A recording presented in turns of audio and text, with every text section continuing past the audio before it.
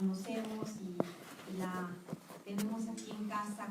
Digo, la tenemos aquí en casa porque la sentimos de casa. Bienvenida, ¿no?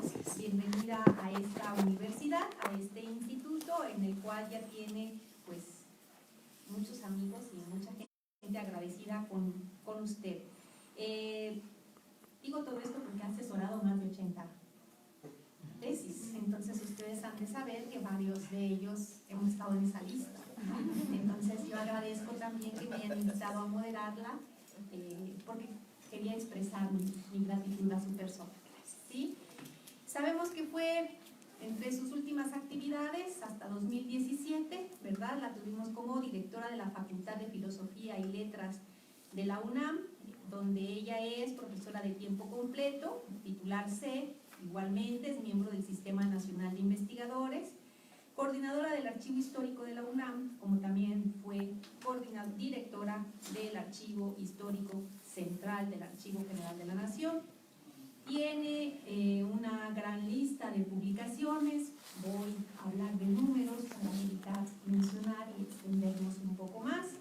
En su producción bibliográfica figuran 22 libros, 63 artículos en revistas especializadas, obras colectivas nacionales e internacionales. Sobresalen entre ellos su trabajo sobre Emilio Rabasa, su visión histórico-política y el constituyente de 1916 a 1917, igualmente en torno a la democracia, el debate político en México 1901-1916. Su actividad como asesora, como coordinadora, como jurado de premios y reconocimientos, pues solamente voy a mencionar en sus reconocimientos nacionales e internacionales. Tiene la distinción de Francisco Javier Clavijero, el Mundo Gorman, que esta la otorga la ELINA, y la Universidad Nacional, que le otorga la propia UNA. Actualmente, pues, después de la función administrativa, ahora sí tenemos un buen rato para que tengamos estos trabajos que viene desde tiempo atrás la doctora trabajando, las tesis de los abogados del siglo XIX, los cuales son proyectos de investigación en curso, ¿verdad? Así como la historia de los concursos científicos finales del XIX, principios del XX, y sobre la enseñanza de la historia. Sin más preámbulo, muchas gracias por tenerla en casa. Muchísimas gracias por desplazarse. Gracias. Bueno, pues en primer lugar quiero agradecer a los organizadores de este interesantísimo coloquio la invitación para compartir con ustedes estas reflexiones, ¿sí? Desde luego, sobre todo, y qué bueno que entre aquí ahorita el doctor Eduardo Mijangos cuando me hizo esta invitación para la estremecedora temática que se va a abordar, porque la violencia lamentablemente no es cosa del pasado sino está viva. Se lo agradezco mucho, me siento muy honrada de compartir con tan directos colegas y amigos todo este conjunto de reflexiones, como hemos visto, sobre todo en esta última mesa. Lamentablemente no puede estar en las anteriores, pero entiendo que se convocó a un número muy importante de especialistas bajo diferentes temáticas con este abanico al que se refiere el doctor García Diego, en donde cubrimos muchísimos temas, ¿sí? Yo voy a abordar el tema, me tocó muchísimo, me costó mucho trabajo decidir qué iba yo a presentar, porque pensaba en momentos de gran violencia, en los temas que yo he tratado, en las críticas, pero pensé en hacer algo quizá un poco más general y que tiene que ver con algo que me viene preocupando y que de algún modo también nuestros anteriores expositores lo plantearon, la necesidad de hacer alguna reflexión teórica sobre estos fenómenos que estamos viviendo, que más allá de la especificidad, que es muy importante, nos permite entender y comprender la historia de nuestro país desde entonces hasta el presente. Y digo desde entonces porque la revolución fue un fenómeno importantísimo, no porque muchos de los que estamos aquí nos dedicamos a ese tema, sino que, como ustedes saben, bueno, hay muchos historiadores extranjeros que se han ocupado de esta temática, Alan Lay, Katz, etcétera, sí, Raymond Bull, en fin. No es casual, porque ¿qué representa para ellos? Incluso yo tengo muy querido asesorado de doctorado, Franco Savarino, que es italiano de origen, me buscó para que le asesorara la tesis justo sobre el periodo de la Revolución. Y bueno, ahora ya es un profesor de línea, radica en México, etcétera, ¿sí? Pero quiero decir que la revolución es un fenómeno magnético por muchas razones y cautiva a muchos especialistas. Pero también tenemos que entender cómo se ha ido dando este proceso de comprensión de la revolución, cuáles son las etapas historiográficas. Ahora, por ejemplo, estamos desde hace algunos años hiperespecializados, ¿sí?, con temas muy concretos, a veces que se nos antojan pequeños, pero que tenemos que aprender a ubicarlos en los conjuntos más amplios, que creo que eso es otra cosa y a la que me referiré en este momento. ¿Y por qué tenemos que hacerlo? Para poder difundirlo, porque bueno, por supuesto nosotros como especialistas pues sí tenemos que estar al tanto de lo que se produce, pero el público más amplio, los maestros de los diferentes niveles, pues no van a poder tener acceso a ese conocimiento que nosotros debemos de algún modo procesar, condensar y, como decía Fray Servando Teresa de Mier en su preciosa obra sobre la Revolución de la Nueva España, pues a los historiadores nos corresponde dar la nata de nuestro saber, ¿sí? Esa síntesis no es fácil, ya sabemos, pero de alguna manera tenemos que comunicarnos con esta dimensión de la divulgación del conocimiento, que es un tema que hoy a nivel internacional está vigente. Y no solo la divulgación del conocimiento, sino la interacción, ya no interdisciplina, que a veces era que un filósofo estuviera sentado junto a un matemático, no, la comprensión integrada de estos procesos históricos que vivimos y que realmente nos da una idea mucho más clara de lo que está ocurriendo, ¿sí? Por ejemplo, cuando se estaba llevando a cabo la conferencia Kriegman, muy recientemente las declaraciones que dio Porfirio Díaz al periodista Kriegman y que generaron realmente una reacción, digamos, se conmocionó la clase política mexicana, y qué bueno que está aquí el doctor García Diego, tiene un espléndido trabajo sobre la entrevista a Díaz Kriegman, que por cierto sugerimos que se publique porque a veces no es de fácil acceso, no son de fácil acceso, aunque sé que están trabajando en ello, los discursos de la academia, de ingreso a la academia, ¿no? Bueno, la entrevista a Kriegman fue clave. Ese mismo año, muy cerca a la fecha, se estaba inaugurando la compañía empacadora de carnes en Uruapan, ¿sí?, en 1908, que por cierto se hizo una publicación del asunto. Se presentó a nombre del presidente, el vicepresidente Ramón Corral, ese acto. Y bueno, hay un folletito que compartiré con algunos de ustedes porque es un folleto creo que realmente muy interesante. Pero señora, la coincidencia de fechas porque son dos procesos coetáneos, no relacionados, pero que nos hablan de situaciones un poco distintas en el México de ese tiempo, ¿sí? Y entonces les decía yo que se trata de hacer pues una selección arbitraria, como son todas las elecciones, de algunos elementos que ilustran este tema que me parece que es muy interesante, cómo se justifica desde el Estado, como razón de Estado, la violencia, y cómo en el proceso revolucionario la violencia se esgrime, se justifica como la reacción del organismo social y aparece como su legítima defensa. Yo uso esta última frase que aparece en el Plan de San Luis, primero, y después también aparece en el primer libro sobre la revolución que hizo Roque Estrada. Roque Estrada realmente una figura muy importante que fue orador en las giras de Madero, etcétera. El doctor García de Ulloa tuvimos el gusto de participar en el rescate de ese archivo para que formara parte, como hasta ahora, del archivo histórico de nuestra universidad, un archivo muy, muy valioso. Pero claro, Roque Estrada utiliza ese mismo concepto, él era un abogado formado en el positivismo, el concepto pues de organismo social tiene mucho que ver con el positivismo, pero me pareció muy atractivo este enunciado porque de una o de otra manera permanece a lo largo de los años revolucionarios para darle legitimidad a los movimientos. Es decir, ya vimos en la vez anterior la cantidad de levantamientos que hay. Emilio Rabasa tiene una frase muy bonita y muy inteligente. Decía que las revoluciones son verdaderos bautismos, serían verdaderos bautismos de regeneración social si en ellos no surgiera la miserable bola, ¿sí? Todo esto que estamos hablando, estas revueltas inconexas, etcétera, ¿no? Entonces, sí creo que es muy importante entender las razones de la violencia, la justificación que tienen o la no justificación, ¿verdad? Eso también.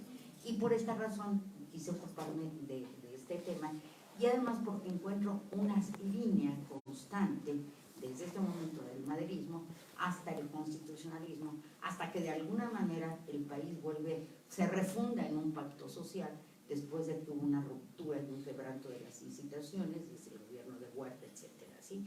Entonces, la violencia no desaparece, pero finalmente lo que ocurre con los diferentes grupos es que hay una legitimidad que está respaldando sus acciones después de que se quebrantó por el mismo gobierno de Díaz. Entonces, a grandes rasgos, eso será lo que abordaré aquí. Sí, de alguna manera al final yo quiero señalar algunos momentos, algunos episodios que serán suficientemente conocidos, pero que hemos explorado en los archivos algunas razones que vale la pena compartir en torno a este fenómeno, ¿no? Y la manera como se van desarrollando y además cómo se va viendo con el tiempo. Creo que aquí hay algo que es muy interesante. Como todos sabemos, bueno, la revolución construyó un discurso muy bien armado, obvio.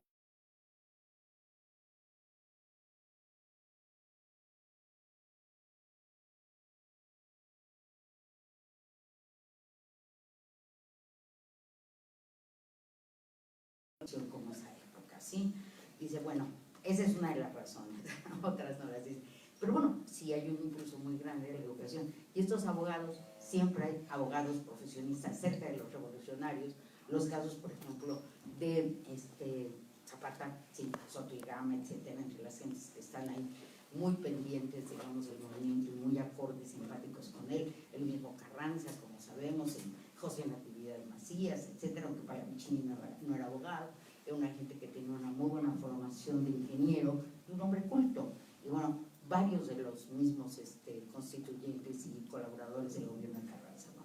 Entonces, bueno, hay la percepción, digamos, hay una construcción de ideas y hay una idea clarísima, hay una noción clarísima de que se tiene que reconstituir la legitimidad.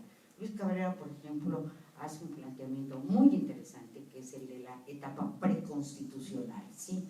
No está vigente la Constitución, porque no puede estar, pero no la desconocemos. Y en ese espacio el pueblo Carranza emite una cantidad muy importante de leyes. Entonces, creo que digamos, la justificación de estos levantamientos y la razón de ser en este tiempo, vale la pena, para entenderlos, vale la pena remontarse un poco atrás, ¿no? Yo en varios textos he mencionado, el doctor García Diego también se ha ocupado de este tema en su espléndido libro Rudos contra Científicos, ¿sí? En donde se habla pues de cómo están los grupos políticos en ese tiempo y cómo los científicos, los llamados científicos, tienen un papel muy importante dentro del gobierno de Díaz y de alguna manera representan la intelectualidad, una intelectualidad exitosa. Bueno, se funda la universidad, en fin, se refundan, ¿no?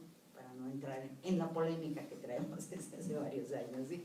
Se refunda, pero sí hay un fortalecimiento de las instituciones educativas y hay una presencia muy importante. O sea, Limantura es un secretario de Hacienda que en su momento logra por primera vez un superávit. A veces sentimos añoranza por esos secretarios de Hacienda, ¿no? Y por los funcionarios que tuvo el país en esos años.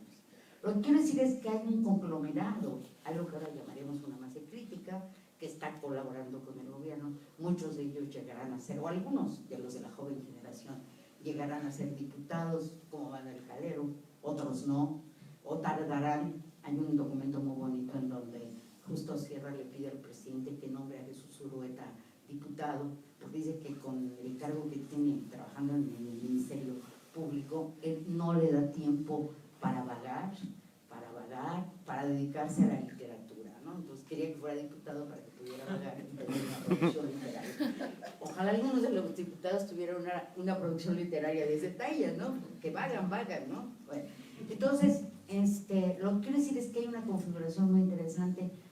Cosío Villegas, siguiendo lo que decía Pallavicini, en algún momento se refería a este proletariado intelectual, ¿sí? Como algunos grupos, digo, que se formaron muy bien, ¿no? Y entonces no entraron todos, o no participaron todos de la función pública, que era uno de sus objetivos directamente establecidos. Bueno, señalo esto porque nos encontramos en un sistema desde los años de 1892, cuando se publica el Manifiesto de la Unión Liberal, en donde le dice este grupo importantísimo, Sierra, Limantur, Rosendo Pineda, etc., al general Díaz, que apoyan una de reelección que debe ser la última, ¿sí? Y lo dicen públicamente, ¿sí? La última, ¿por qué? Para que en esta última lleve a cabo una serie de acciones, ¿sí? Como mejorar el sistema educativo, mejorar el sistema fiscal, etcétera, etcétera. En términos, digo, no me detendré aquí, el manifiesto es muy largo, es muy interesante. Además me dio mucho gusto haberme encontrado en el Centro de Estudios Historia de México, Carso, antes con Dumex, un ejemplar bellísimo, un libro enorme en donde está el manifiesto, que bueno, quisieron hacerlo en grande. ¿Por qué pasó esto? Porque el general Díaz, le comentó a Rosendo Pineda, que quería que la siguiente reelección tuviera un tono más democrático, ¿sí? Y ese tono democrático implicaba invitar a algunos grupos, y ese sentido tenía la Unión Liberal, el manifiesto, etcétera. O sea, que a Díaz siempre se le reprochó que prometió que ya no iba a haber reelección, se reelegía. Desde luego había muchos grupos que estaban de acuerdo, parecía que de ahí dependía la estabilidad del país, de la inversión extranjera, etcétera. Pero señalo esto porque en el seno del mismo régimen ya hay la necesidad del cambio, ya hay la necesidad de crear instituciones que nos conduzcan hacia la vida democrática. Y esto a veces no se observa o se deja un poco de lado bajo el manto negro que la revolución le dio al régimen de Díaz, ¿sí? Lo negativo. Todavía hace algunos años me estaba yo acordando que los historiadores utilizábamos como sinónimo de Porfirio Díaz el dictador, ¿sí?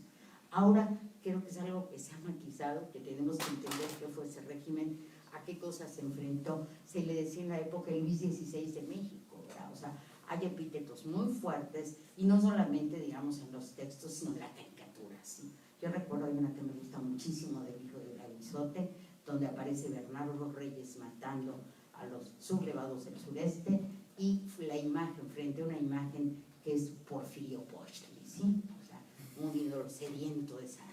Entonces, bueno, hay una prensa muy crítica, pero más allá de esa prensa que puesta en las caricaturas, la parte incisiva, pues hay una serie de textos, hay una serie de reflexiones en la prensa de opinión, escritos que se publican en la época y que coinciden con esto que ha señalado la Unión Liberal de mejorar la vida del país, y sobre todo, si el progreso está ahí, no podemos omitir el progreso político, no podemos separarlo del económico, del cultural, etcétera, ¿sí? Y esto es algo, y digo, menciono algo tan temprano como 1892, porque ya está ahí planteado como propuesta de gran interés en ese momento. Sí debo decir también, y en algún momento les comentaré alguno de los eventos interesantes en ese sentido, que se forjó en torno al presidente algo que hemos llamado la retórica de la adulación, ¿sí? O sea, a Porfirio Díaz se le adulaba continuamente, era el mejor gobernante del mundo, eso se da en la prensa.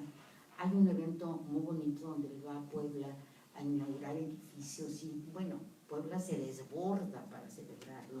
Incluso hay está muy recientemente el uso de la electricidad, hacen un arco triunfal que dice Hail Díaz, ¿no? O sea, esta idea de que es una especie de emperador, como también en algún momento Francisco Bulnes dirá que es como el emperador Augusto, ¿sí?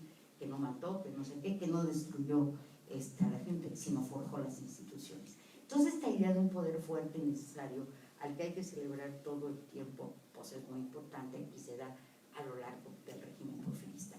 Una alumna una vez que fue a dar un curso al Colegio de San Luis me mostró, compartió conmigo algo que es muy bonito, que es una publicación en el Eco de Ecuador de Guayaquil que se llama Porfirio Díaz Poeta, ¿sí?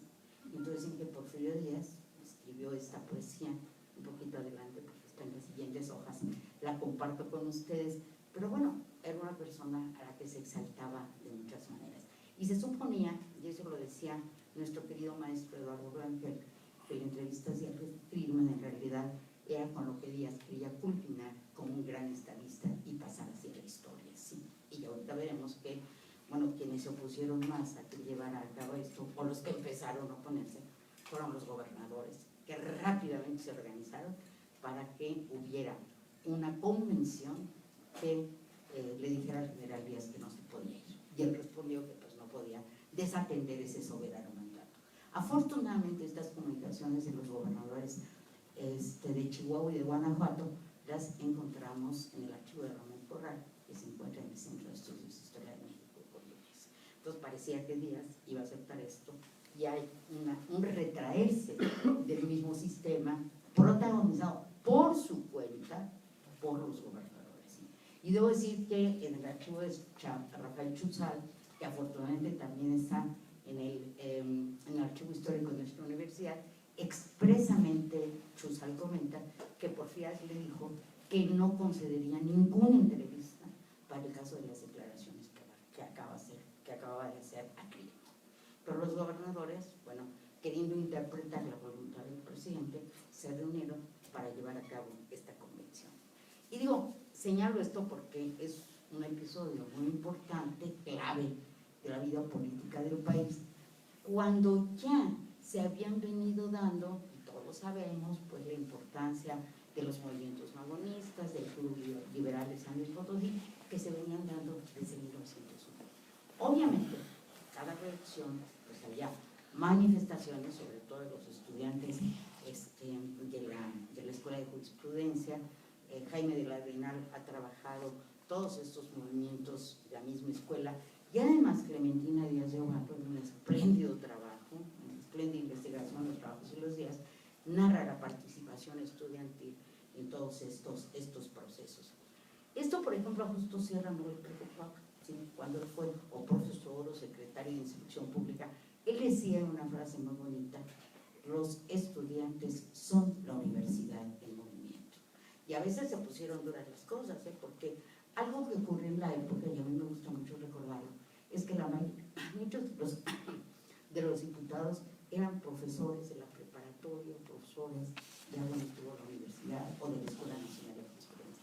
En muchas ocasiones las discusiones que había en la Cámara se trasladaban al aula y proseguían. Y varias veces, pues Justo Sierra lo abucharon por lo que estaba opinando como diputado. Pero él tenía esta idea muy clara de que la universidad tenía que ir cambiando, de que las instituciones educativas se transformaran y que no había que espantarse por eso, ¿no? Entonces decía yo, desde luego, todo este proceso que se va dando, Luis Cabrera, con la lucidez que lo caracteriza, en algún texto dice que a lo largo de 3 décadas en México se había venido formando una clase media intelectual, y de esta fue de la que surgieron estos movimientos. De alguna manera, bueno, estas primeras expresiones se dan en el Club Liberal de San Luis Potosí, que como todos sabemos organiza Arriaga, Camilo Arriaga, que por cierto me da muchísimo gusto. El otro día tuve el placer de estar en una revisión del avance de una tesis de doctorado del Colegio de San Luis, en donde el sustentante está trabajando Camilo Arriaga. Un Camilo Arriaga muy diferente al que nosotros hemos venido viendo.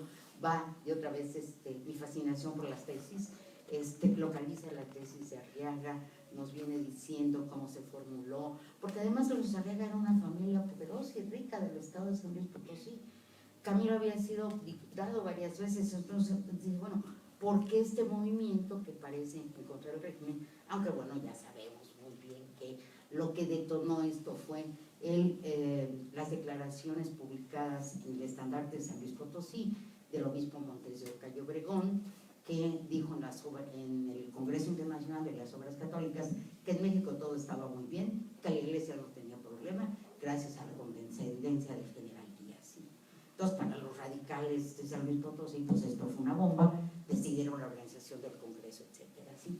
Pero quiero señalar que el Congreso como tal, que es sí, realmente importantísimo, además su programa, no me detendré, es un documento suficientemente conocido, pero el Congreso no le preocupó al general Díaz. Hemos buscado en el archivo Porfirio Díaz de la Universidad Iberoamericana, en las cartas que cruza con los gobernadores en San Luis Potosí, y le dijo al gobernador: deje que transcurra el Congreso, con una sola condición, que no participen militares. Eso era lo único que realmente le preocupaba. Esta oposición que empezaba a surgir no le inquietaba mayor cosa. A veces da la impresión de que no entendía bien o no pensaba que esto pudiera ser muy grave.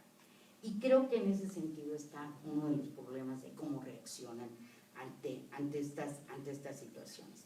El gobernador, y eso los gobernadores, Romana Falcón y Raymond Bugue han hecho un precioso trabajo que se intitula Porfirio Díaz, presidente nunca omnipotente, ¿no? En cómo se manejaban de manera particular y diferente la situación de los distintos estados de la República.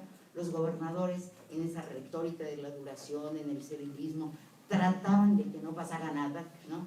Una vez el general Díaz, y eso es muy interesante, cuando empezó a ver que el magonismo crecía, les pidió a los gobernadores que formaran guardias para protegerse de cualquier eventual levantamiento. El llamado de los magonistas en estos primeros años a la revolución es más retórico que práctico.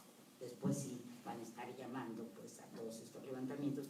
Pero, digo, retomando lo que decía yo del Congreso Liberal, pues fue importantísimo desde el punto de vista de las ideas. Ahí estuvo Flores Magón, Soto y Gama lo invitó para que participara a nombre del Club Liberal de San Luis Potosí. Y claro, se fueron muy fuerte contra Bernardo Reyes. Bernardo, que era secretario de Guerra, reaccionó eventualmente en un sucesor de Porfirio Díaz, y entre el gobernador, o sea, entre la estrategia local y lo que mandaba el general Reyes, pues sí se fueron contra los congresistas, los hostigaron.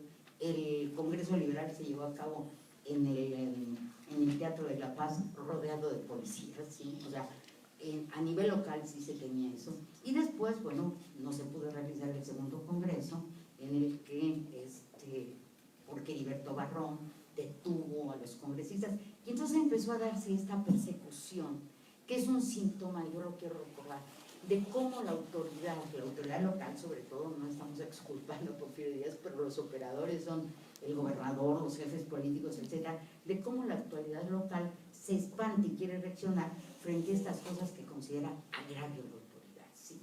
Por ejemplo, hubo un episodio muy bonito, que lamentablemente no hemos conocido el documento, si ustedes lo llegan a ver ahí nos avisan, ¿sí? Unas calaveras políticas que publicó José María Facha, ¿sí? Y por lo cual lo aprendieron, estuvo preso varios meses, ¿sí? Entonces, ¿qué es esto? Deteriora, agrede a la autoridad, y la autoridad se siente amenazada.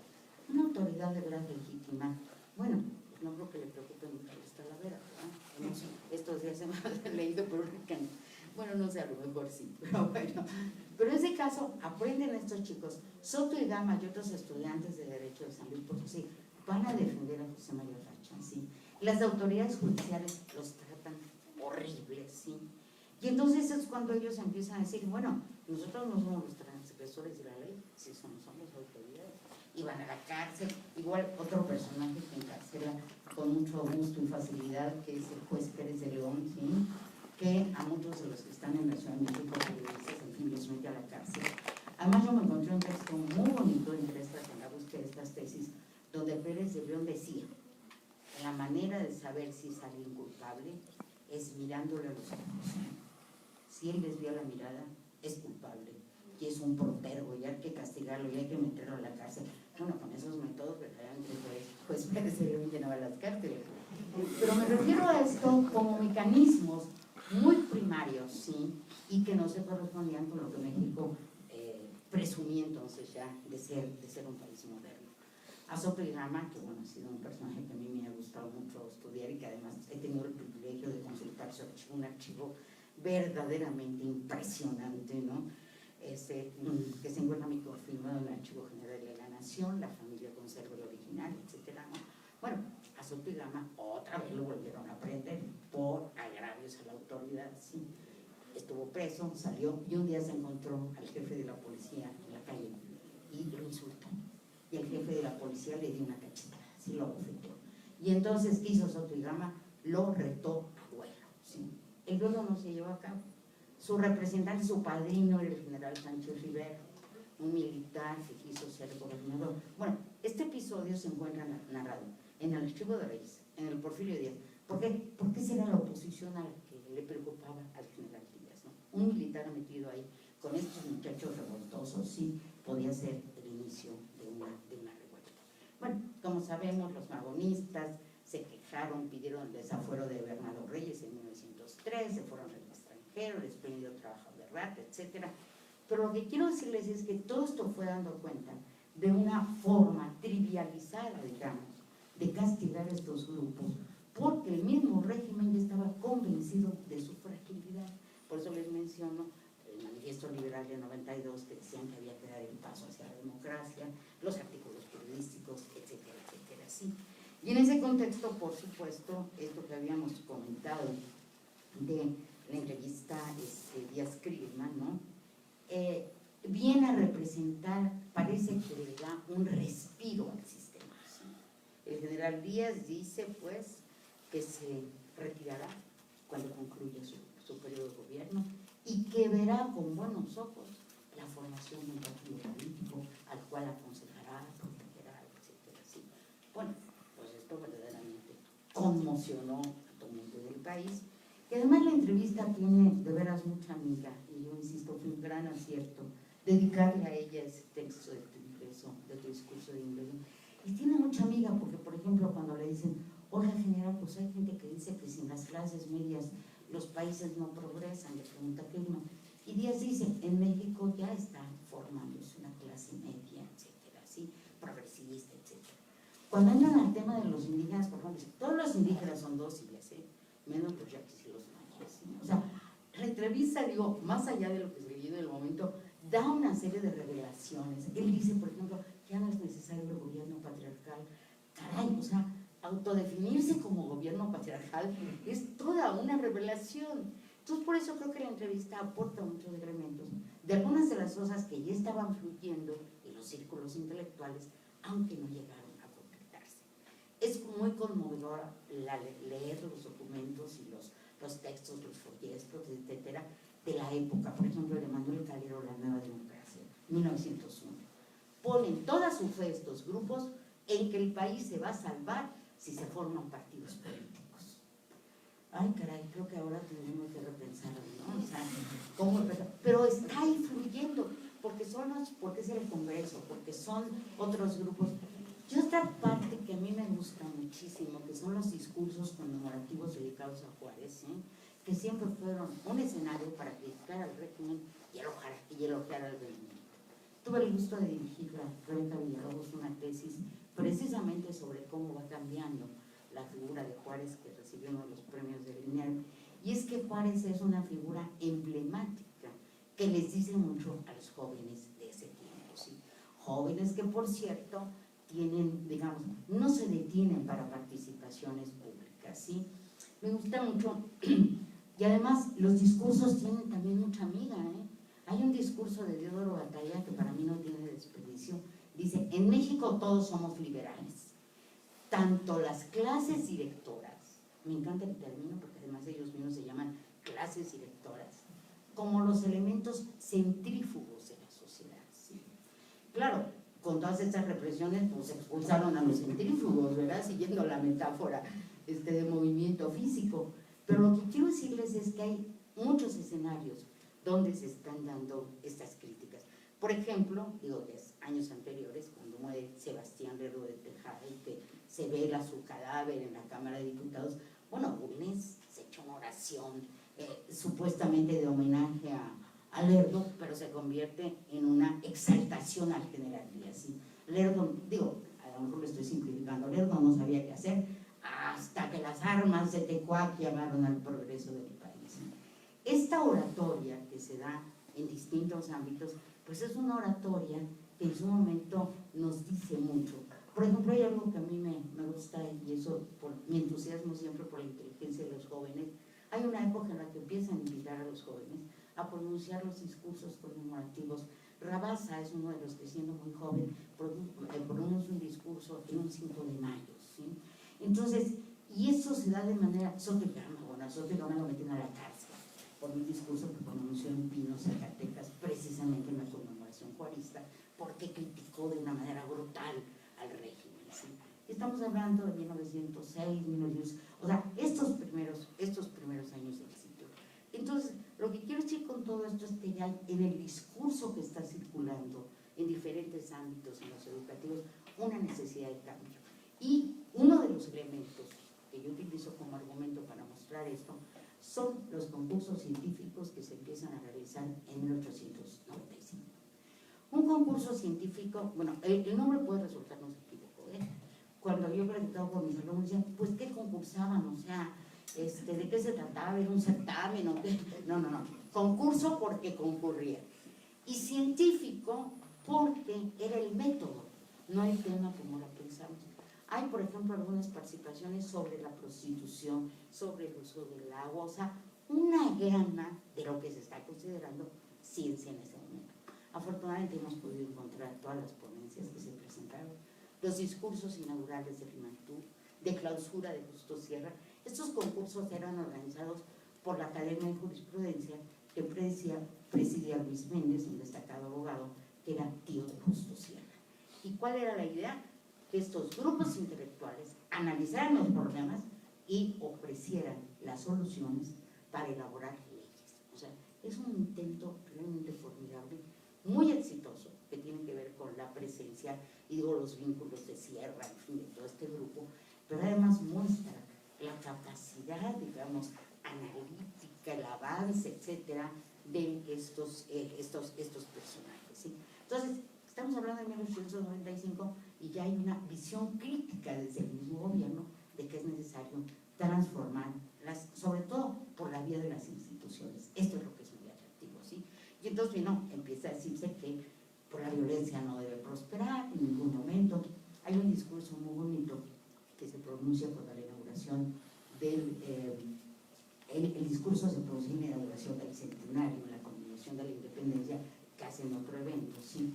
En donde se menciona que, bueno, que hay malos mexicanos que se han levantado en armas, estamos hablando ya de 1910, ¿sí?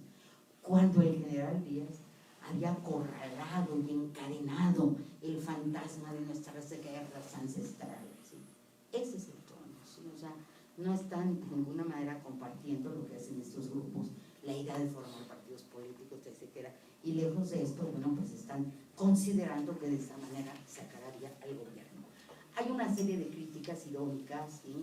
Como son las de las caricaturas a todo esto, y a mí me gusta mucho recordar cómo, cuando se organizó una de las primeras agrupaciones políticas en las que participaban diputados, intelectuales, Isidoro Batalla, Palamichini, Cabé, etcétera, el comité organizador del Partido Democrático. Las iniciales serían CODPD y la gente decía que quería decir con orden de Porfirio Díaz. ¿Sí? O sea, que era un subterfugio del propio régimen para decir, si hay partidos políticos, pero yo los tengo totalmente controlados. Entonces, esta forma, digamos, de acción, insisto, no es exculpar al general Díaz. Tenemos, así como el doctor García Diego mencionaba de otros episodios, pues tenemos que repensar todo esto. Me gustó que recordar la frase de los ingenieros, ¿no? De cada generación repiensa la historia, pero además creo que hay un agregado que se va quedando como limo cuando las diferentes generaciones la repiensan, pero yo insistiría que estos temas que son traumáticos para la historia mexicana, pues tienen que aflorar para que entendamos lo que estamos viviendo hoy, ¿sí? Y me refiero a esto, por ejemplo, muy poco se ha trabajado el tema de Huerta, ¿sí? Tenemos los trabajos de algún historiador norteamericano, el imperio Maximiliano, después Esther Acevedo y otros autores, Eric Campani, han tocado el tema, pero yo recuerdo cuando Esther Acevedo montó esa hermosa exposición sobre la época, tenía a veces como que ocultaba el nombre de que se había realizado en los tiempos del emperador, se llamaba Testimonios Artísticos de un episodio fugaz, ¿sí? Claro, son temas que no resultan fácilmente digeribles y que han quedado ahí un poco encajonados. Pero lo que pasó con la historiografía, con este poderoso discurso oficial de la revolución, es que pues, el régimen de Díaz pasó a quedar condenado. Recuerden ustedes cuántos intentos ha habido de que los restos de Porfirio Díaz regresen a México. En fin, esto quedó como un sello, como una marca muy fuerte. Y el problema no es Porfirio Díaz, o sea, no se trata de disculparlo. El problema es que estamos perdiendo un tramo muy importante de nuestra historia si no comprendemos este proceso. El tema de la época en la que se fundaron los bancos, en los años 80 en México no había bancos con capital extranjero. La época en la que se hizo un sistema impositivo con todos los efectos que ustedes quieran, pero se articuló. Una época en donde la inversión extranjera fue importantísima. Recordemos el trabajo hermoso de Priscila Conelli, el contratista de Porfirio, porque Pearson tuvo la fortuna, digamos, de coincidir en un momento en que el régimen quería toda esta producción, toda esta obra pública. Yo me encontré, por cierto, en el archivo de Pearson, que está en la London University, un objeto bellísimo, un obsequio de obreros mexicanos, que era como una banda presidencial dedicada a Pearson, al Salvador de México, ¿sí?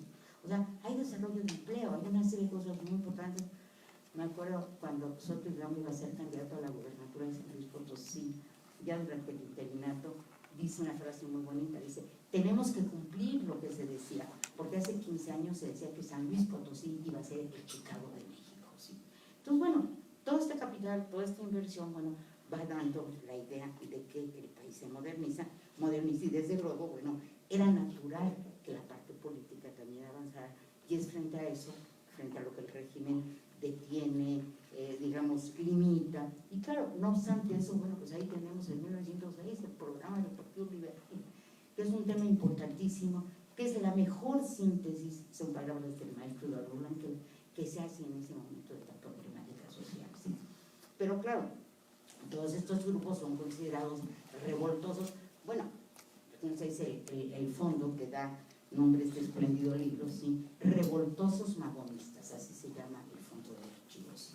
En algún momento Bernardo Reyes habla de ellos con mucho desprecio, y dice, estos revoltosos de zarzuela, ¿sí? Claro, le traían jurada y la venganza al general Bernardo Reyes, ¿sí?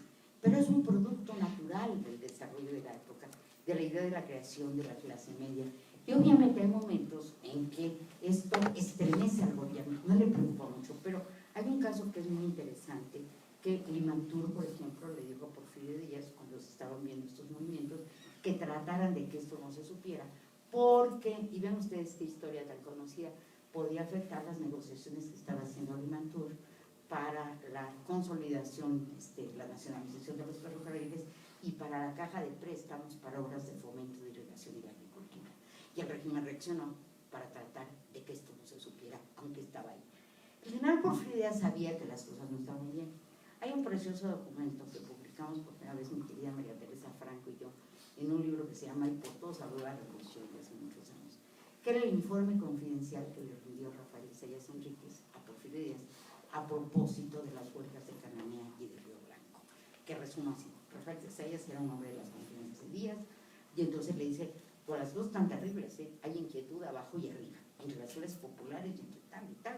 General Díaz, la revolución ya está ahí. La única manera de conjurarla es que usted lo encabece. Se le está diciendo en 1906, ¿sí? Díaz, por supuesto, digo, no sabemos, no creo que la entrevista a Díaz haya sido la manera de encabezar la revolución, pero hay conciencia, digamos, de la realidad de estos problemas y sobre todo la manera como el gobierno reacciona atemorizado, con violencia hacia esos grupos, que muchas veces tenían, que diría yo, estaban expresando lo que se estaba planteando en ese tiempo, ¿no? Y bueno, como ya sabemos, como repito, no me detengo en esto mucho porque son acontecimientos muy conocidos, pero sabemos cómo fue fluyendo esta inquietud, como después de la entrevista a Díaz Krillman, que en eso Arnaldo Córdoba decía, muchos dicen que fue este detonante importantísimo, y de qué manera Madero le cree a Porfirio Díaz. Y si no le cree, actúa como si le creyera, eso es muy importante, y le comunica de la manera más correcta. Le manda su libro, afortunadamente todo eso lo tenemos documentado en la colección Porfirio Díaz. Le dice que va a iniciar la formación de un partido político, lo cual me parece realmente de una altura política, una altura para la época muy impresionante, ¿sí? Y entonces él llegará a actuar en consecuencia. Todos sabemos que Madero perteneció a una familia acomodada, todos sabemos que Madero, bueno, escribió un libro, cosa que a mí de verdad me conmueve y me emociona, porque hace un análisis, hay una reflexión de lo que está haciendo el país y que sustenta su tesis de formación del partido político, está en contra del militarismo, etcétera. Bueno, es un libro con mucha sustancia, aunque después es que tiene errores, así como a Madero se le critica por débil, no sé qué, sí. Y entonces, bueno, en este mismo libro de Por todos habló la revolución, recuperamos un fragmento muy bonito, y otra vez volviendo a la poesía, a la lírica, etcétera, en donde decía, ay, qué Madero tan hombre, bonitas son tus aiciones, madre mía de Guadalupe, llénalo de bendiciones. ¿Sí? Pues fue una figura que se atrevió, que dio el paso, pero que además lo dio con una extraordinaria corrección, ¿sí? creo que, y digo, de ahí deriva todo esto que yo señalo, que es la legítima defensa del organismo social que le está planteando, ¿no? Pero además, Madero es el protagonista de la primera campaña política moderna en México, cosa que ahora, que supuestamente vivimos en un país democrático, se nos olvida. Se conservan, totalmente se publicaron los discursos que pronunció Madero, los discursos que pronunció López Estrada. Y yo recuerdo alguno que me emociona mucho, me gusta mucho, ¿no? En donde creo que es Monterrey, no porque los aprendieron, pero en Monterrey dice: yo no vengo a convencerlos de que voten por mí, de que voten por un partido, ¿no? Lo que yo quiero hacer es nutrirme de lo que ustedes están sintiendo, ¿sí? La verdad, es una actitud muy bella de un político, ¿no? Creo que en este sentido, digo, fortalmente tenemos estos materiales espléndidamente recopilados y editados, ¿no? Entonces la idea, se dirige al presidente, organiza una campaña, etc. Bueno, no sabían qué hacer, ¿sí? Las fotos, que por cierto recogimos en Así fue la revolución, que ahorita que pasaron estas de ya me acordé que compartimos, digamos, esa experiencia académica que coordinó el doctor Enrique Florescano y que el doctor García Diego hizo la coordinación académica.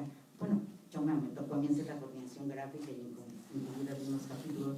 Hay una parte que me encanta, porque los científicos, los grupos en el poder, trataron de emular o de contrapesar lo que estaban haciendo estos organizadores de partidos políticos. Y entonces hay una manifestación muy ridícula, la verdad, porque van con sombrero, guante y todo eso, ¿sí? Algo que era antinatural a ese grupo. Eran las convenciones, etc., pero claro, tenemos que correr la vida. Lo mismo que he escrito alguna vez, creo que con razón, que al régimen se le derrotó primero en términos argumentales, ¿sí? Porque el espléndido trabajo de Luis Cabrera, toda la verdad acerca de los científicos, da muy bien cuenta de las fallas del régimen.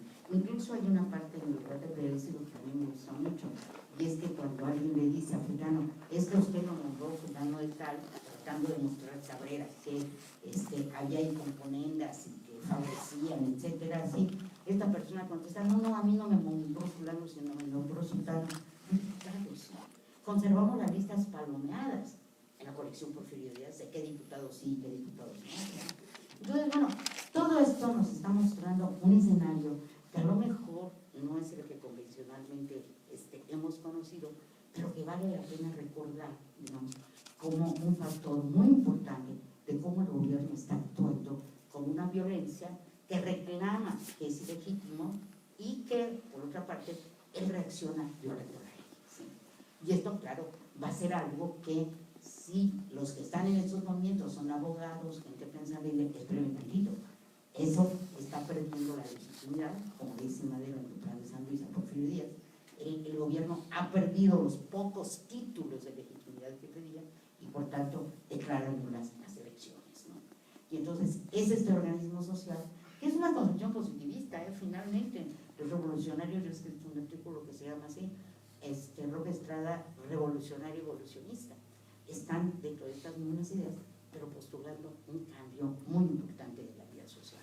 Entonces, en ese sentido, ¿no?, creo que cuando Madero llama a la revolución y cuando Madero está planteando un programa muy amplio, de algún modo hijo del movimiento magonista, hijo de toda esta versión crítica de la época, ¿no?, creo que está dando, pues, está acertando en un punto. Nuestro colega Santiago Portillo hizo un mapeo muy interesante de todos los lugares donde prosperó la revolución, y efectivamente hay lugares donde de plano no llegó. Chiapas fue uno de ellos, ¿no? Lamentablemente un colega estaba haciendo una tesis sobre eso, porque en Chiapas no hubo revolución, pero falleció, ya no pudo continuarla. Pero es muy interesante cómo la violencia se desencadena en Chiapas durante el interinato, cuando la elección del gobernador. ¿Sí? Y ahí está metida, ¿quién creen en Chiapas? La mano negra, la iglesia, ¿sí? Y esto se discute en el Congreso, declaran la desaparición de poderes y el Senado nombra un gobernador. O sea, estamos hablando de 1911, muy recién llegado Madero a la presidencia. Me faltó comentar, y que sí es un dato importante, lo que Estrada refiere, como el general Díaz y Madero tuvieron una entrevista.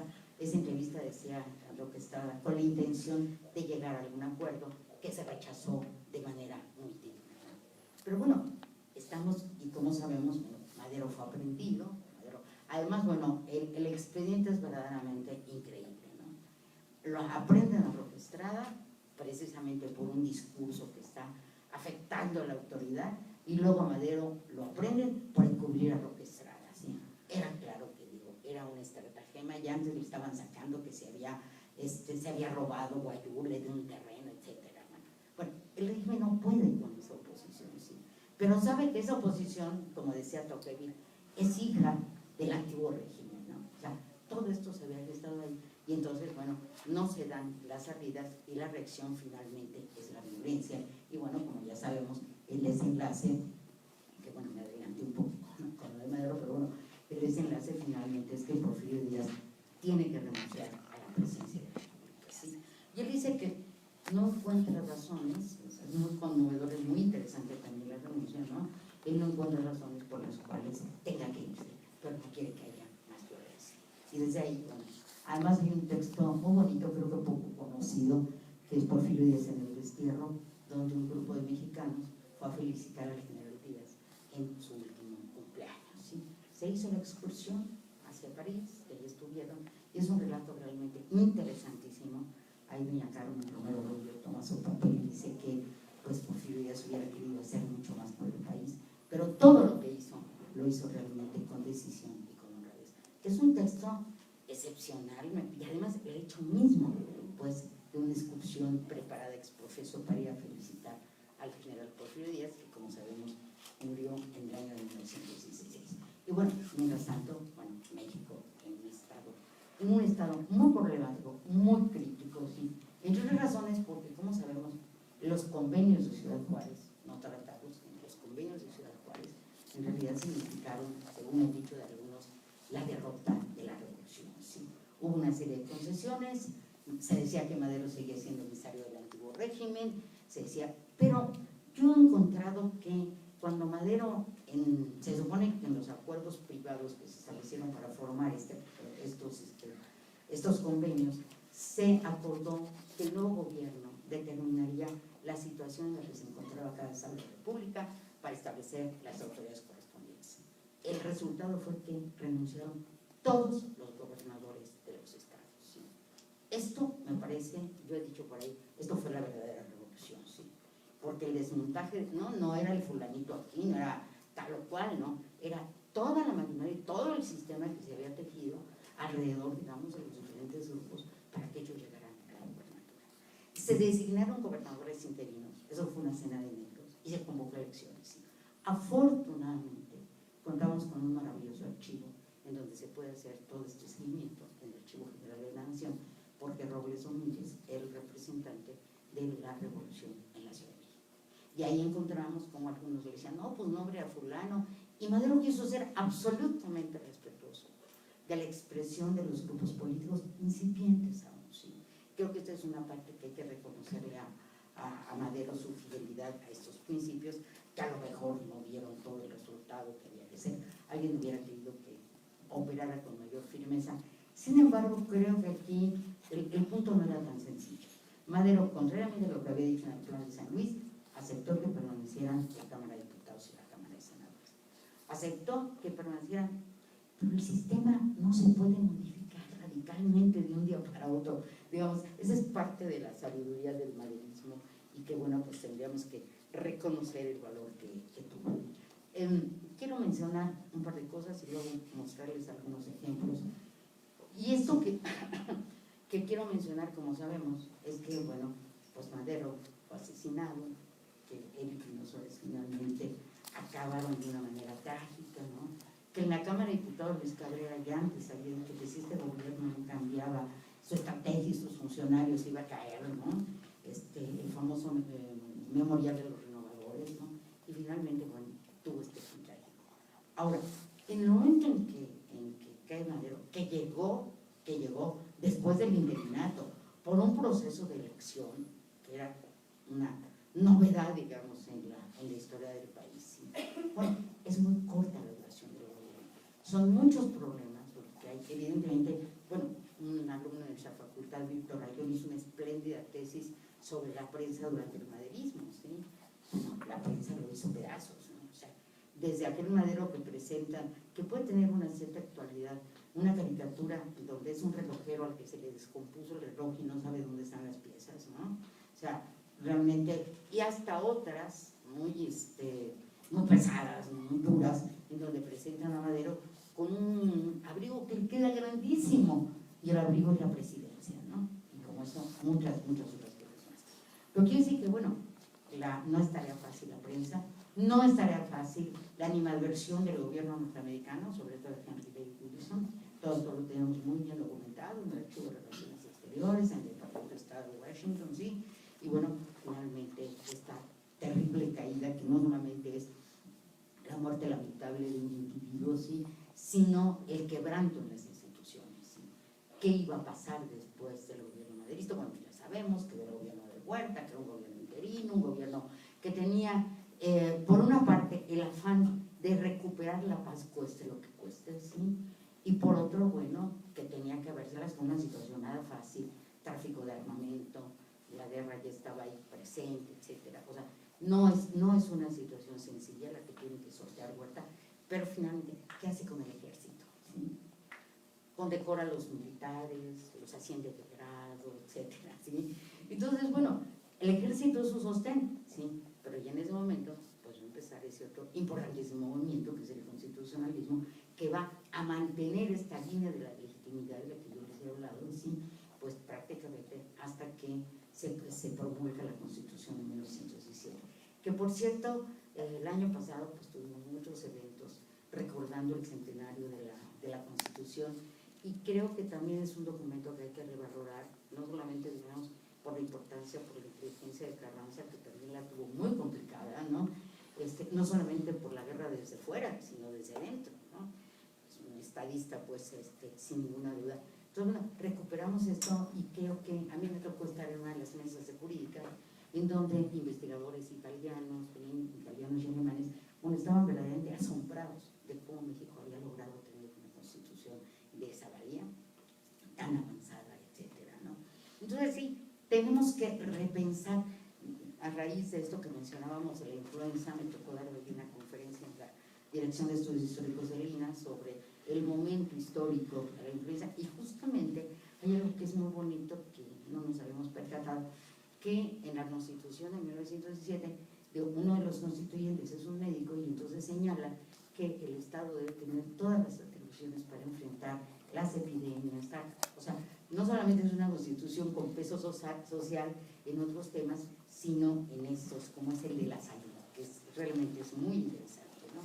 Entonces, bueno, todo esto que se viene, por supuesto, bueno, hay un capítulo ahí muy amplio, que si me invitan otro día les hablo sobre la convención, que es uno de mis temas favoritos, ¿sí?, en donde hay una deliberación verdaderamente impresionante, ¿sí? Por primera vez se están reuniendo gente del sur, del norte, con una representación muy extraña, porque es un representante por cada 1000 hombres de tropas, ¿sí? Hay una resistencia en la inauguración a que participen los civiles. Cabrera dice con muchos tines del cristal a la reunión, que dice que, bueno, les tienen miedo a los civiles, ¿no? Perdón. Obregón se niega a que estén los civiles porque dicen, nos van a ganar todas las discusiones, ¿sí? Y Cabrera dice, yo he matado a más gente con mi pluma que con la espada, ¿no? Entonces, es un momento luminoso de la vida del país, por las deliberaciones, por el fondo que tiene, insisto, no me detengo en esto. Solamente quiero mencionar, y esto también me da pie para hablar de Villa y de Martínez Guzmán. Soto y Gama, que era un gran orador, ¿sí?, y que llega como representante de Zapata a la convención, lo nombran coronel, nunca empuñó un arma, pero como tenía que, supuestamente era reunión de militares, lo nombran coronel, ¿sí? Y entonces Soto y Gama señala algo que es muy bonito y que me parece que condensa todo esto, ¿no? Dice, la revolución se reedificó en el sur por el genio de Zapata, ¿sí? Cuidado, el año que entra tenemos el aniversario de la muerte de Zapata, ¿sí? Creo que yo he propuesto que no solamente conmemoremos, el de la muerte, sino conmemoremos el del nacimiento. Son 140 años de su nacimiento, sí, claro, 100 de la muerte. Pero Zapata, pues, como figura que emergió en la vida política del país y en su realidad, en esa realidad local que hemos hablado, es importantísimo, ¿no? Entonces ello se fueron perfilando estas figuras, como sabemos, Carranza convocó a la convención se separó. Hay una caricatura bellísima que se llama La Revolución parió cuates, y entonces es una enfermera, una especie de enfermera, una partera, arrollando a Gutiérrez y otra Carranza, ¿sí? O sea, sí es cierto, o sea, hay una decisión que a lo mejor es indispensable, pero que nutrió de una u otra manera el debate político de la época. Yo he dicho que la formación política que les faltaba a los ciudadanos la aportó la revolución. Se enteraron de cosas que nunca habían hablado, ¿sí? A mí me conmueve mucho, por ejemplo, que los delegados convencionistas empiezan a citar a Gustavo Le Bon, que les encantaba. Por ahí escribí un textito sobre Gustavo Le Bon, que es muy impresionante. ¿Por qué les gusta tanto? Porque el autor de La psicología de las multitudes, que dice que no hay pueblos ingobernables, sino que los pueblos tienen un carácter y son más efusivos, más estridentes. Entonces, ¿cómo van penetrando estos autores? ¿Cómo en los manifiestos de Zapata? Zapata de repente habla como Bakunin, ¿no? En los manifiestos que redactan Sotecama, Montaña, etcétera, ¿sí? Entonces, hay una aportación ideológica que se vuelca en estos grupos. Summer Brown, que en un texto muy bonito, creo que los caracteriza muy bien, les llama los City Boys, ¿sí? Los que llegan a la ciudad a incorporarse, que obviamente no me da tiempo para hablar de la Tercera Guerra Mundial, pero esto tiene que ver con algo que planteó el doctor García, que también me ha venido preocupando, o sea, ¿cómo caracterizamos estos grupos? No podemos hacer patrones rígidos. Cuando nuestros colegas muy eminentes han querido hacer, por ejemplo, a François Javier Guerra, con todo respeto, no les salen bien las cuentas cuando clasifica a los gobernadores porfiristas, ¿sí? Roderick Kahn, que ha hecho pues, un espléndido trabajo de biografías, porque son tales las diferencias, son tales los matices, que no podemos, digamos, cuadricularlos. De todas maneras, vale la pena, sobre todo por nuestros estudiantes, y muchos de ustedes serán profesores, estarán como profesores, para que sepan por qué caminos guiarse, ¿no? Entonces, tenemos una realidad quebrantada, por un lado, sí, tenemos una necesidad de refundación nacional. En esto la conciencia es clarísima. Es muy bella la imagen donde aparece la Constitución de 17 en la prensa, una bandera, Carranza y Juárez, ¿no? O sea, esta reivindicación del liberalismo está absolutamente presente, y donde estos son sus orígenes. Ahora, sí quiero decir que hay cosas que uno tiene que repensar. Estamos de acuerdo, Huerta fue un régimen de absoluto control militar, que además, bueno, fueron desapareciendo los gobernadores de los estados electos y fueron sustituidos por gobernadores militares, etcétera, sí. Hay una caricatura muy bella también en donde aparece Huerta con una botella, que bueno, por cierto, ustedes saben que Huerta era aficionado a brindar, ¿no? Y la botella dice, agítese y luego disuélvase, y se refiere a la cama. Sabemos que la disuelta por Victoriano Huerta. Yo me encontré una experiencia muy bonita del archivo oficial, que a veces no visitamos mucho, ¿no? En donde me encontré todos los reclamos de los diputados que fueron aprendidos por Huerta, los interrogatorios que se les hicieron, ¿sí? Y cómo finalmente, cosa sorprendente, son liberados 4 meses después, ¿sí? Y son liberados bajo el argumento de que ellos en realidad, y que lo esgrimen, que no tienen por qué supeditarse a lo que diga el Ejecutivo, que el Legislativo es independiente, como ven, estamos hablando de 1913, 14, ¿sí? Y que por otra parte, las multitudes, y otra vez es casi textual de Bon, lo que están mencionando, pues, las multitudes operan de manera distinta a las individualidades.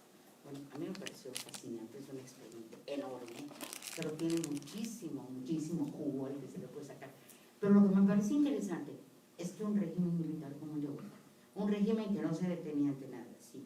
Finalmente acatan los miembros, los magistrados, que me parecieron muy respetables, la verdad, desde esa época, acatan lo que la ley dice y liberan a este grupo, que bueno, les comento que yo lo localicé porque terminé mi trabajo, que espero que pronto se publique, sobre Aquiles Lordul, y el expediente se llama El Lordul y Socios, porque se consideraba el cabecilla, digamos, de este levantamiento. Pero bueno, quiere decir entonces que Huerta misma tenía límites, y los límites habían sido impuestos por una práctica institucional, porque también hay que decirlo, siempre Porfirio Díaz llevó a cabo elecciones, esto es una cosa que hay que reconocer, aunque como decía algún periódico en esas elecciones de 1880, transcurrieron con tal calma las elecciones, que no se presentó ni un solo votante, Entonces, bueno, sí es, hay muchos mitos alrededor de eso, pero bueno, quiero mencionar un par de textos que me parecen sumamente interesantes, sabrosos, porque reflejan lo que es esta época. Justo en las honras fúnebres de Sebastián Lerdo de Tejada, ya que terminó un discurso de Bulnes, se levantó Diodoro Batalla y dijo: silencio, va a hablar González Mier. ¿Sí? Todavía estaba Porfirio Díaz en la tribuna. ¿Y qué hizo González Mier? Un poema, recito un poema muy bonito, me voy a permitir leerles un fragmentito nada más. Madre Atenas, levanta la cabeza, despierta tus dormidos sentimientos, sacude con firmeza esos mortales velos soñolientos que enervan tu vigor y tu grandeza, y mira cómo en épicos instantes tu sublime poder, vivo y despierto, y de tu seno maternal como antes, surjan del patriotismo otros gigantes, porque el último de ellos se ha muerto. Claro, evidentemente digo, elogiar a Lerdo pues era pegarle a Díaz, ¿no? No pasó nada, se retiraron, pero al rato los metieron en la cárcel.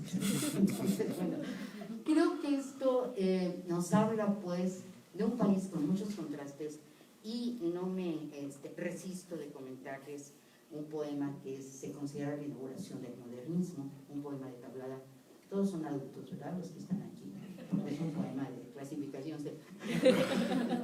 Bueno, el poema dio lugar a que Tablada saliera de la revista, porque se consideró inmoral. Ahí les va a ver cuál es su opinión, ¿sí? Quiero en las gradas de tu lecho doblar temblando la rodilla y hacer el ara de tu pecho y de tu alcoba la capilla, y celebrar ferviente y mudo sobre tu cuerpo seductor, lleno de esencia y desnudo, la misa negra de mi amor. Muy bello, se considera la inauguración del modernismo, pero Tablada salió del periódico porque a doña Carmen no le gustó, ¿sí? Es casi el mismo año que se lleva a cabo Tomochic, ¿sí? Tomochic es otro movimiento, es otro episodio emblemático que afortunadamente Toño Sauer ya ha trabajado en un muy bello libro que se llama Los soldados de Tomochic. Y yo de ese rescato un punto, ¿sí? En donde, bueno, no se sabe si es Heriberto Frías, es Clausel el autor del relato que se publica en El Demócrata, etc.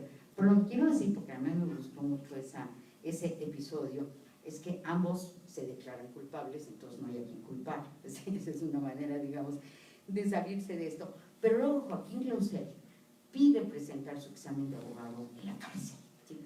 Y obviamente le dicen que no, que porque ha violentado los principios. Ese testimonio se encuentra en el archivo histórico de nuestra universidad, ¿sí? Pero ejemplifica de manera muy clara lo que está representando y lo que sienten que, bueno, no se puede hacer, ni se puede maltratar de esa manera a los jóvenes, a la oposición, etcétera, ¿sí?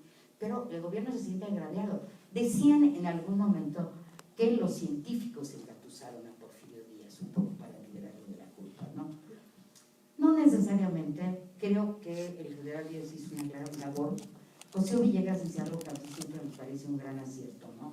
En su capítulo de las cavilaciones sobre la paz. La gente estaba harta de la guerra. Y lo que Díaz ofreció, de alguna manera, fue esa paz, fue esa conciliación, fue la inversión extranjera, etcétera, ¿sí? Pero obviamente, entre esto, no fue fácil aceptar que esto había cambiado, ¿no? Pero además, insisto, hay muchos testimonios contrastantes. Por ejemplo, hay un texto que seguramente conocen ustedes, la colección de la Biblioteca del Niño Mexicano. Si no, se las recomiendo, se puede consultar muy fácil en internet, todos los cuadernillos están reproducidos. Y esa colección, cuando yo se las presento a mis alumnos, me dicen, ¿esto era para los niños? Pues seguro no dormían, ¿verdad? Porque hay episodios muy violentos desde la colonia, etc. Pero hay uno que a mí me gusta recordar como efecto y, digamos, y como muestra esos contrastes, que es uno que escribe Heriberto Frías, que se llama El Sol de la Paz. Heriberto, el autor de Tomochic, ¿sí? Unos años después está escribiendo eso y está elogiando al general Díaz, y el ilustrador es José Guadalupe Posada. O sea, creo que son elementos contrastantes que no podemos encajonar a uno y a otro, sino tenemos que entender esto. Entonces, hay muchísimas cosas, digamos, pero bueno, no me extiendo, pero no me puedo limitar de compartir con ustedes esto. Ese sí lo pueden leer niños y adultos, es una oda que escribió Juan Sarabia estando en prisión, cuando todos estos líos en primeros años del Partido Liberal, sí, más o menos 1904 o 5, no sé. Ya tiembla el despotismo agonizante y se hunde la caduca tiranía. Ya de la patria en el azul levante, la libertad triunfante se yergue como el sol de un nuevo día. Para el César altivo es un ocaso, para el humilde pueblo es una aurora. La justicia inmutable se abre paso, ha sonado la hora. Ayer confiesa el pueblo en promesas falaces, de mentidos andantes caballeros, y sacaron su hacienda los rapaces, y befaron su honor los bandoleros. Por eso, ante la voz de sus hermanos, con estremecimientos soberanos, siente la sangre hervir dentro del pecho y viene a reclamar a los tiranos su honor, su libertad y su derecho. Como esto, hay muchas expresiones. Una parte que me parece muy importante, digo, mencioné solamente una parte de la literatura, pero hay un arte verdaderamente espectacular. Yo no puedo dejar de admirar los bocetos de Saturnino Herrán, los trabajos, incluso los musicales de Manuel Ponce en ese tiempo. O sea, es una sociedad, claro, decía Augusto Sierra, no solamente hay que traer esta cultura para nosotros los portugueses, sino también para todo el pueblo, ¿sí? Justo Sierra decía que, y lo comentaba Ezequiel Chávez, que valía la pena morir si el día de las exequias tocaban el crepúsculo de los dioses de Wagner. Recuerden ustedes que esa música tiene un episodio bellísimo, que es la muerte de Sigfrido, que el símbolo de eso es que si una gente hace el bien, no morirá, sino vivirá eternamente. Y ese mismo crepúsculo de los dioses lo tocaron en una de las ceremonias muy bellas del centenario, en la que culminó, donde se construyó un catafalco, etc. Y me están tocando el crepúsculo de los dioses, Madero se escapa para iniciar la revolución. Son estas maravillosas paradojas con las que contamos en México y que vamos redescubriendo. Yo quiero decirles ahora sí para terminar que mis alumnos de teatro, porque la facultad tiene 15 carreras y mucho movimiento, me cumplieron mi fantasía de montar una obra bellísima que se llama El País de la Vitralla. Yo les lancé la provocación y estuvieron invitados a hacerlo. La localicé en el registro de propiedad artística y literaria del Archivo General de la Nación y es de Elizondo, con música de Gascón. Encontramos incluso las indumentarias y la obra se llama El País de la Vitralla y está hecha en 1913, ¿sí? Que justamente es el momento del enfrentamiento de todas estas acciones. Y bueno, es la literatura, la música. Alguna ocasión tuve el gusto de impartir una conferencia acompañada por la música de la época, o más bien yo acompañé al conferencial, los músicos, ¿sí? Que Samuel Maine es un hombre muy talentoso, en donde íbamos hablando de la historia y las expresiones musicales de la época, ¿no? Todos tenemos un anecdotario, tenemos una serie de tradiciones, tenemos una cantidad infinita de materiales de archivo y por eso pues es fascinante la revolución.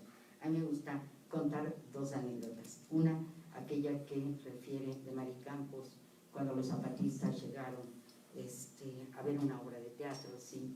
Y que la obra de teatro era el papá regañón que estaba enojado con la hija porque el novio que había escogido no le pareció bien, que creo que es una historia que se repite más de 100 años después, ¿no? Bueno, y entonces están ahí en la representación y el soldado zapatista se va, brinca al escenario y entonces encañona al papá, ¿no? Y le dice, o los dejas que se quedan o te mato, ¿sí? Y obviamente, bueno, el autor de la obra por atrás dijo, cambia el guión, cambió el guión y entonces le dijo, hija mía, qué elección maravillosa has hecho, y el zapatista se voltea y dice, si no, ¿para qué luchamos? ¿Para qué hicimos la revolución? Entonces, bueno, los zapatistas no habían estado en la Ciudad de México y como narra Martín Luis Guzmán, pues harían muchas cosas cuando llegaran aquí, ¿sí? La otra anécdota que me gusta comentar es, un día mi hija, tenía como 9 o 10 años, me preguntó, porque oía hablar a su bisabuela, de la revolución con pavor.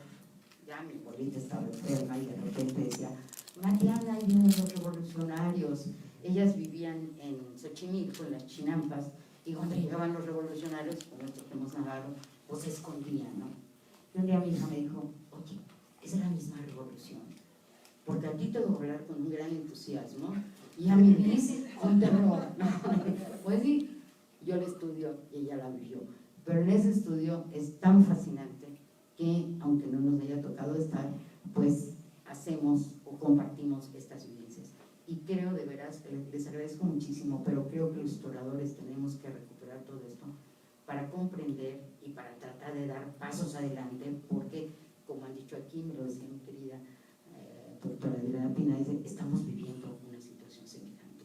Este es un gran país, con valores culturales reconocidos en todo el mundo, y creo que el paso tendrá que estar dado en el que las instituciones sean el reflejo de lo que la sociedad quiere, no necesariamente con consultas, ¿sí? Creo que es otro el tono y la manera de que estas ideas penetren, y creo que ahí la divulgación de la historia es realmente importantísima.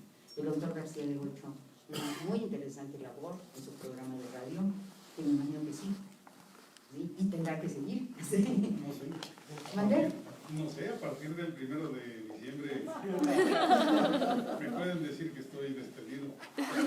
¿Qué te parece si tomamos la estación? O Radio Nicolai, por teléfono se conecta. Muy bien, ahí está perfecto. Entonces, bueno, sí tenemos que difundir la historia. Sé que llega un público muy amplio. A mí esta semana me toca ir a otro programa también de difusión con la doctora Patricia Gabriana, temas de nuestra historia, en fin. Pero creo que ahí, digo, que los historiadores tenemos que llegar a un plano más profundo, ¿sí? Los profesores de primaria, de secundaria, de bachillerato, o sea, miren, yo creo que la historia, en un evento que tuvimos allá en la facultad con historiadores brasileños, coincidíamos en que la historia supera la ficción, ¿sí? Y muchas de estas anécdotas que a mí me gusta compartir son elementos didácticos, pedagógicos muy importantes, ¿sí? Hay gente que se va a acordar de esto y con nuestros alumnos va a pasar, sobre todo a mí los alumnos del último curso, que ahí me conmovieron mucho en una facultad, porque les dije, oigan, ¿por qué se inscribieron en este curso? Porque no sabemos nada de revolución y queremos saber qué pasó. Entonces, quiere decir que ahí hay un fenómeno expulsor que se ha ido realizando lentamente de todos estos conceptos y trabajos que son muy importantes. Yo comentaba este evento que es el que realizó cuando era secretario de Educación Jaime Torres Bodet, ¿sí? Que se llama Conferencia de Mesa Redonda sobre la Enseñanza de la Historia, ¿sí? A veces los títulos no nos dicen lo que pasa. ¿Qué fue lo que ocurrió? Pues estaban diciendo gentes eminentísimas, Luis Chávez Orozco, etcétera, ¿sí? Se pusieron a hacer un balance de cómo se estaba enseñando la historia en todos los niveles, desde el nivel elemental hasta el universitario, ¿sí? ¿Con qué idea? Con la idea de proponerle a la Secretaría de Educación que se cambiaran, que se mejoraran. ¿Y por qué razón? Porque el escenario, digamos, de la guerra en cuanto terminaba, hacía absolutamente indispensable la historia, ¿sí? Entonces, ese es un textito que también publicaremos, creo que vale la pena darlo a conocer, pero sobre todo ese espíritu, a quienes tenemos que llegar, ¿sí? ¿Dónde está la clave? No solo del futuro, del presente del país, ¿no? Porque además, insisto, no es un caso aislado. En muchísimas partes se están haciendo trabajos de difusión de mucho aliento, de mucha profundidad. Ustedes sabrán, no sé si las hagan, pero la semana de puertas abiertas en los institutos, etcétera, donde se convoca a los niños, a los jóvenes, a que compartan con los investigadores su propia experiencia, ¿no? En el caso, y algo muy interesante que se está haciendo, que se está combinando arte, ciencia, tecnología. Uno de los festivales, si no me equivoco, el FIL de Guadalajara va sobre esa temática. Entonces, hay muchos elementos que nosotros debemos y podemos recuperar, ¿sí? Y creo que hay cosas que se nos van quedando y que a veces están oscurecidas o nubladas por una idea. Ay, el señor Díaz, que hizo? Pues fue un dictador y estuvo muchos años en el poder. Bueno, yo les he mostrado solamente algunos elementos y digo, hay muchísimos más de la riqueza que tenemos. Estoy dirigiendo una tesis sobre 2 textos de Justo Sierra que se publicaron en el mismo año, en 1890 y tantos, no me acuerdo, ¿no? Que es un catecismo, como se utilizaba entonces, un catecismo político, y un libro de historia patria, ¿sí? Es el cambio, es un precioso emblema del cambio que se está dando en el país. Y los libros de historia patria, pues fueron los libros con los que se educó toda esta generación. Yo me he encontrado en el caso de algunos revolucionarios frases casi igualitas al libro de historia patria. Justo Sierra decía, por ejemplo, que la Revolución Francesa fue la partera de las democracias. Y los Flores Magón de 100 eran hijos de los hombres de 57 y de los hombres de la Bastilla. Como muchos otros ejemplos. Entonces, bueno, esta fascinación que sentimos por la historia, esta forma en que nos cautiva, pero que además nos reconocemos como un país lleno de contrastes, y yo diría que ha sorteado los peores momentos. Una ocasión platicábamos con Josefina Vázquez respecto a la guerra de 47, la guerra con Estados Unidos. Lo que nos sorprende no es que se haya conservado la mitad del territorio, que hayamos perdido la mitad, sino que hayamos conservado siquiera una parte, ¿no? Porque el embate a veces es tan brutal como lo que hemos estado viviendo, pero ahí está, insisto, una imagen, un texto, una referencia, porque a veces referencias que encontramos donde menos nos esperamos, ¿sí? Los archivos, yo de verdad soy una entusiasta de los archivos particulares. Tuve la fortuna de localizar a un michoacano que se me había desvanecido un poco, Francisco Ramírez Plancarte. Francisco Ramírez Plancarte, autor de una obra que acaba de reeditar el INER, que se llama La Revolución de México durante la Revolución Constitucionalista. Y me interesó mucho, pero ¿qué creen? Que no encontró datos, era para ningún lado, ¿sí? Y entonces le pedí al doctor Mijangos que me hiciera favor de ver si, porque es originario de Morelia, si por aquí lo podemos encontrar. No hubo, parece que muy joven salió a la Ciudad de México, y me encontré con que se dedicaba a la venta de libros, ¿sí? Que además tenía su puesto ahí en el mercado del Volador, ¿sí? Y que hizo una narración espléndida. Yo de verdad no me he encontrado una mejor narración, porque es muy vívida, porque describe a los personajes del momento de la convención, además de que tiene otras obras. Entonces, bueno, si tenemos muchos michoacanos ilustres, Inés Chávez, y hay constructores de todo tipo, hay grandes artistas, y pues estamos en un proceso de recuperación. E insisto, los archivos personales, yo en que tuve el privilegio de que compartieran conmigo algunos datos, me ha parecido fascinante, ¿no? Fascinante, porque además encontramos que este personaje, como decía yo, que comentaba la doctora Pineda, fue miembro de la Sociedad Mexicana de Geografía y Estadística. O sea, en realidad es un historiador amateur, podríamos decir ahora. Sin embargo, ahí se le reconoce y hay un respeto por estas figuras, porque alguien decía, y puede que sea cierto, los grandes movimientos sociales hacen historiadores a todos, ¿sí? Porque de una u otra manera nos tenemos que preguntar qué está pasando, por qué pasa. Yo diría que no solo los movimientos sociales, sino que si logramos transmitir ese entusiasmo y esa emoción por la historia, pues podremos recrearla de la mejor manera. Muchas gracias.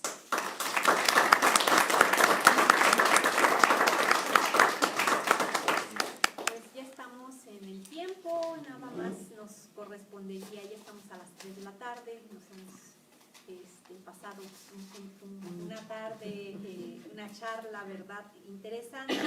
Con esto cerraríamos también este coloquio, pero pues dada la situación podríamos hacer algún comentario breve, si ustedes gustan, o procedemos a que nuestras autoridades pues den cerrado el coloquio como tal.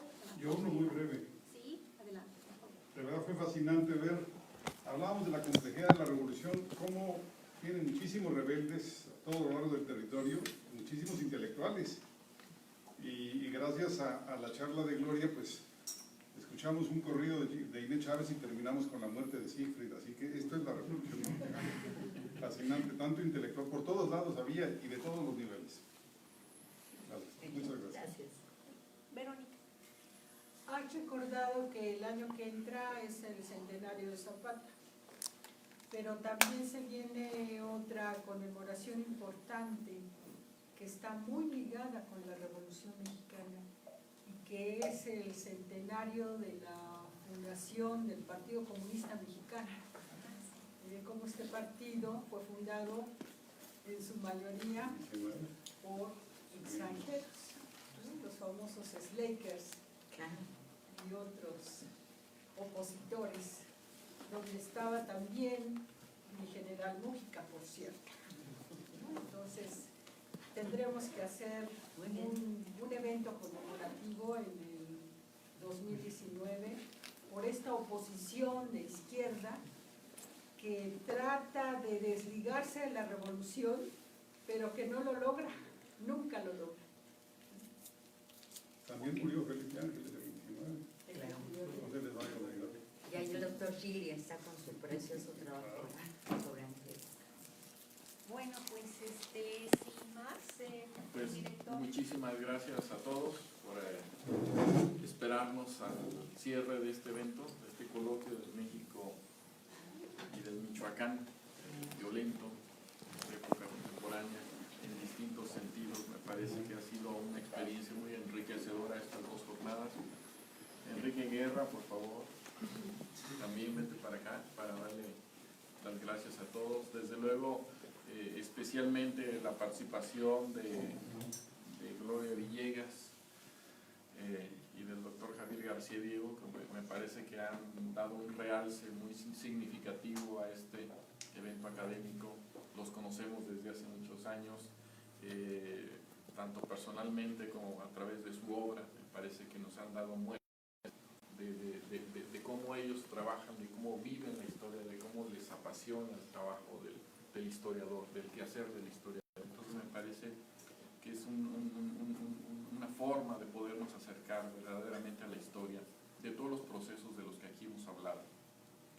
Esperamos que producto de este coloquio, pues, bueno, eventualmente tengamos la publicación. Vamos a desde luego platicar con los participantes del evento, tratar de coincidir en tiempos y en las formas, y que tengamos resultados concretos del mismo. No sé si quieres agregar algo, Enrique. Brevísimo. La violencia es como un caballo salvaje que todo lo destruye una vez desatada. La revolución fue ese caballo salvaje que destruyó muchas cosas, pero después asistió a un proceso de reconstrucción, de encapsulamiento de esa violencia. Hoy ese caballo salvaje se ha soltado, pero esperemos que este tipo de eventos permitan reflexiones sobre cómo volver a encapsular este caballo. Gracias. México Bronco.